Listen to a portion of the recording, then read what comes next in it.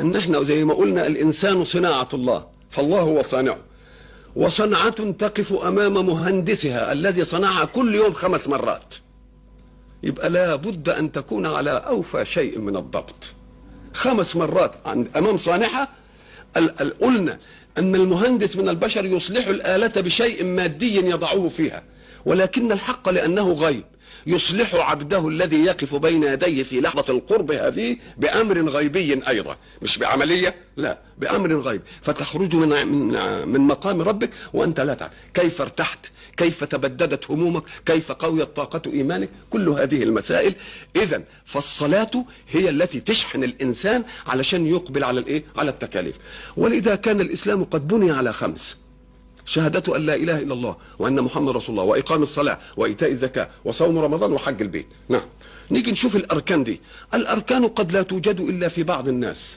هي أركان الإسلام صحيح، إنما ما هيش أركان المسلم، لأن المسلم قد يكون فقيرا لا يزكي فيسقط عنه فرض الزكاة، والمسلم قد يكون مريضا أو مسافرا فلا يصلي فيسقط عنه فرض الصوم، لا يصوم فيسقط عنه فرض الصوم، وقد لا يستطيع فيسقط عنه فرض الحج. إذن فهي أركان الإسلام ليست أركان المسلم، لأن المسلم قد يكتفى منه بأن يشهد أن لا إله إلا الله وأن محمد رسول الله وأن يقيم الصلاة. إذن فالركن الأساسي الذي لا ينفك عن الإنسان أبدا هو الصلاة. ما دامت الصلاة لا تنفك عن الإنسان أبدا، قال لك ومع ذلك كونها لا تنفك عن الإنسان حتى وهو في الحرب وهو مريض لا يستطيع أن يجلس، يقول لك يخطر أعمال الصلاة على قلبه. إذن فلا عذر لها في السقوط أبدا. أنت مطلوب منك أن تشهد أن لا إله إلا الله وأن محمد رسول الله مرة في حياتك، خلاص انتهت. وبعد ذلك قد تكون فقير زي ما قلنا فلا تزكي، مريض وما تصومش، غير مستطيع فلا تحج. فما الذي بقي لك من أركان الإسلام؟ بتك الصلاة وهي الركن المكرر. ولذلك أدي معنى الصلاة عماد الدين. وإذا نظرت إليها وجدتها مع كونها التي لا تسقط ففيها كل أركان الإسلام، لأنك لا بد في الصلاة أن تشهد أن لا إله إلا الله وأن محمد رسول الله. إذن فالركن الأول مكرر فيها. وأيضا إيتاء الزكاة. ما هي الزكاة؟ الزكاة شيء من مالي أخرجه للمحتاج. إذن فأنت تضحي بشيء من مالك. المال في عرف الاقتصاد فرع العمل. المال في الإسلام فرع العمل، والعمل فرع الوقت، لأن ما دام عمل يعوز وقت. فكأنك ضحيت ببعض مالك الناتج من عملك الناتج من استغلال وقتك.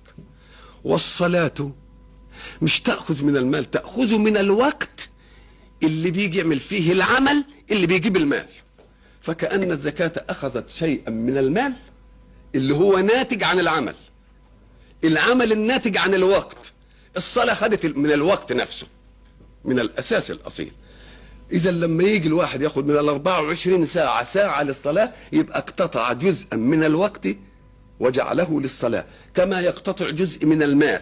فإذا فالزكاة اقتطاع جزء من المال، والمال ناشئ عن العمل، والعمل عايز وقت. لا، الصلاة بتقتطع من الوقت الأساسي، يبقى فيها زكاة بأهم من المال.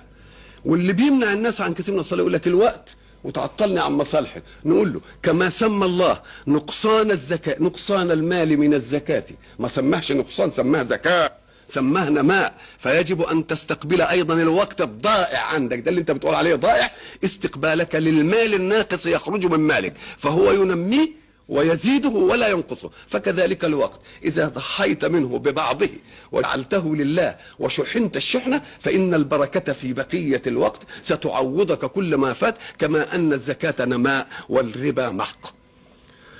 وأيضا ففيها صوم، لأن ما هو الصوم؟ الامساك عن شهوتي البطن والفرج نهار رمضان. لا، انا في الصلاه امسك عن شهوتي البطن والفرج وعن الحركه وعن الكلام وعن وعن وعن وعن الله. اذا ففيها لون من الصيام متعلقاته في المنع اوسع من متعلقات الايه؟ من متعلقات الصيام. وايضا ففيها حج البيت من استطاع اليه سبيلا، لانك تستحضر وأنت تصلي بيت الله فتتجه إليه وتتحرى إليه. إذن فلأنه الركن الوحيد إن جاءت فيه كل الأركان من شهادة أن لا إله إلا الله ومن الزكاة بشيء أقيم من المال بل بالوقت الذي يأتي بالمال، وبعد ذلك صمت فوق ما تصوم فيه عن رمضان، ومع ذلك استحضرت بيت ربك في كل وقت من الأوقات، فكأنك حججت بقلبك وإن عجزت عن أن تحج بقالبك.